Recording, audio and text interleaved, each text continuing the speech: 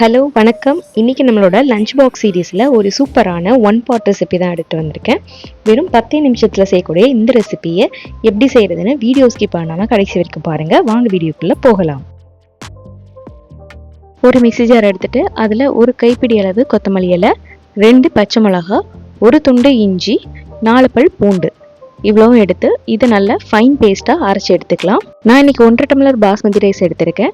இந்த பச்சை மிளகா கொத்தமல்லியோட அளவு நீங்கள் எடுக்கிற அரிசியோட அளவை பொறுத்து மாறும். கொண்டக்கடலையை நைட்டே ஊற வச்சு எடுத்து காலையில் இந்த மாதிரி வேக வச்சு எடுத்து வச்சுருக்கேன்.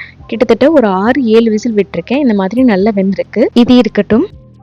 இந்த சூப்பரான சிக் பீஸ் புலாவுக்கு நான் சைட் டிஷ்ஷாக எம்டி ஆம்லெட் எடுத்திருக்கேன். என்னதான் இது ரொம்ப சிம்பிளான ரெசிபியாக இருந்தால் கூட குழந்தைங்களுக்கு இது டிஃபன் பாக்ஸில் பேக் பண்ணி கொடுக்கும்போது அவங்களோட எக்ஸைட்மெண்ட் அடுத்த லெவலில் இருக்கும். என்னோட பாப்பாவுக்கு ஆனியன் பிடிக்காது, அதனால நான் ஆனியன்லாம் ஒன்றும் சேர்க்காம எம்டியாக பண்ணுறேன். நீங்கள் ஆனியன் சேர்த்து பண்ணிக்கலாம், இல்லை கேரட் அந்த மாதிரி சேர்த்து பண்ணிக்கலாம். நீங்கள் எக் ஃப்ரை பண்ணி கொடுக்கலாம், இல்லை ரைத்தா பண்ணி கொடுக்கலாம். அப்படி இல்லைன்னா உங்களுக்கு டைம் இருந்துச்சு அப்படின்னா சைட் டிஷ்ஷாக குருமா கூட ரொம்ப நல்லாயிருக்கும்.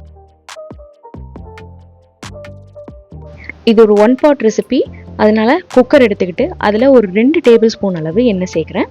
இது கூடவே 1 டேபிள் ஸ்பூன் அளவு நெய் சேர்க்குறேன். அதிகமாக நெய் சேர்த்தாலும் சாப்பிட முடியாது, திகட்டும். அதனால் 1 டேபிள் ஸ்பூன் நெய் போதுமானது. இந்த நெய் உருகினதுக்கப்புறமா இதில் ஹோல் ஸ்பைசஸ், அதாவது 2 பட்டை, 3 லவங்கம், 3 ஏலக்காய், கொஞ்சமாக பெருஞ்சீரகம் இதெல்லாம் போட்டுட்டு லைட்டாக வறுத்து விட்டுடலாம். இது வறுப்பட்டதுக்கு அப்புறமா நான் கட் பண்ணி வச்சிருக்கிற பெரிய வெங்காயம் 1 வெங்காயம் இதில் சேர்க்குறேன். நான் 1.5 டம்ளர் அரிசி எடுத்திருக்கேன், அதுக்காக 1 பெரிய வெங்காயம் சேர்க்குறேன். இது நல்லா வதங்கினதுக்கு அப்புறமா நம்ம அரைச்சி வச்சிருந்த பச்சை மிளகா கொத்தமல்லி பேஸ்ட்டை சேர்க்க போகிறோம். இந்த பச்சை மிளகா கொத்தமல்லி பேஸ்ட்டை சேர்த்து இதோட பச்சை வாசனை போகிற வரைக்கும் நல்லா வதக்கணும்.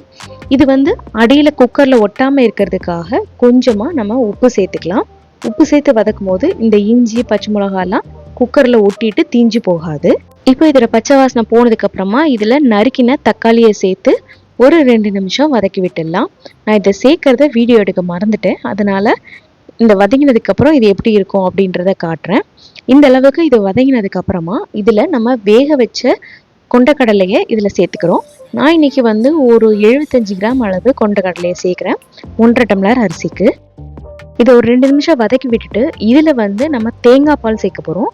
1 டம்ளர் அளவு தேங்காய் பால், மிச்சம் 2 டம்ளருக்கு தண்ணி சேர்த்துக்கலாம். 1 டம்ளர் அரிசிக்கு 1.5 டம்ளர் தண்ணி. ஸோ டோட்டலாக 1.5 டம்ளருக்கு 3 டம்ளர் அளவுக்கு தண்ணி. அதில் 1 டம்ளர் தேங்காய் பால், மிச்சம் 2 டம்ளர் தண்ணி சேர்த்துருக்கேன். உங்களுக்கு தேங்காய் பால் எடுக்க டைம் இல்லை அப்படின்னா 1 டேபிள் ஸ்பூன் அளவு தயிர், கெட்டி தயிராக சேர்த்துக்கோங்க. நான் ஃபஸ்ட்டே உப்பு சேர்த்துட்டேன். உங்களுக்கு தேவைப்பட்டால் மட்டும் இந்த ஸ்டேஜில் உப்பு சேர்த்துக்கோங்க.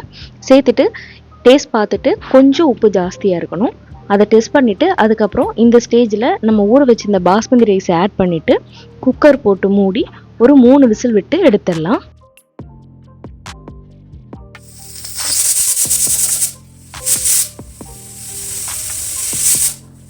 அவ்வளோதான், சூப்பரான சிக் பீஸ் புலாவ் 10 நிமிஷத்தில் ரெடி ஆயிடுச்சு. இதே மாதிரி நிறைய ரெசிபிஸ் நம்ம சேனலில் அப்லோட் பண்ணியிருக்கேன். இது வரைக்கும் செக் பண்ணாதவங்க செக் பண்ணி பாருங்கள். இது வரைக்கும் நம்ம சேனலை சப்ஸ்கிரைப் பண்ணலைன்னா மறக்காமல் சப்ஸ்கிரைப் பண்ணிவிடுங்க. பக்கத்தில் இருக்கிற பெல் ஐக்கானையும் கிளிக் பண்ணிவிடுங்க. அப்போ தான் நான் போடுற வீடியோட அப்டேட்ஸ் உங்களுக்கு கிடைக்கும். சரி வாங்க, இப்போது லஞ்ச் பாக்ஸ் பேக் பண்ணலாம். ஃபஸ்ட்டு மெயின் கோர்ஸுக்கு சிக் பீஸ் புலாவ், கொண்டக்கடலை சாதம். இதுக்கு சைட் டிஷ்ஷாக நான் இன்றைக்கி ஆம்லேட் பண்ணியிருக்கேன். நீங்கள் சைட் டிஷ்ஷாக ஏற்கனவே சொன்ன மாதிரி எக் ஃப்ரை அப்படி இல்லைன்னா ரைத்தா அந்த மாதிரி பேக் பண்ணிக்கலாம். எப்பயுமே கொஞ்சம் டிஃப்ரெண்ட் வெரைட்டிஸ் ஆஃப் ஃபுட்டு வச்சோம் அப்படின்னா குழந்தைங்க ரொம்ப விரும்பி சாப்பிடுவாங்க. ஸோ நான் ஒரு ஃப்ரூட் அப்படி இல்லைன்னா வெஜிடபிள்ஸ் இல்லைன்னா ஸ்நாக்ஸ் ஏதாவது ஒன்று வைப்பேன். இன்றைக்கி வாழைப்பழம் வச்சுருக்கேன். இந்த மாதிரி லஞ்ச் பாக்ஸ் ரெசிபீஸை உங்கள் வீட்டில் உங்கள் குழந்தைங்களுக்கு நீங்கள் செஞ்சு கொடுத்தீங்கன்னா கண்டிப்பாக டிஃபன் பாக்ஸ் காலியாகி தான் வரும், அதில் எந்த டவுட்டுமே கிடையாது. இந்த வீடியோ உங்களுக்கு பிடிச்சிருந்ததுன்னா மறக்காமல் ஒரு லைக் கொடுங்க. உங்களோட ஒரு லைக்குமே ரொம்ப ரொம்ப முக்கியம். வீடியோ கடைசி வரைக்கும் பார்த்த அனைவருக்கும் ரொம்ப ரொம்ப நன்றி.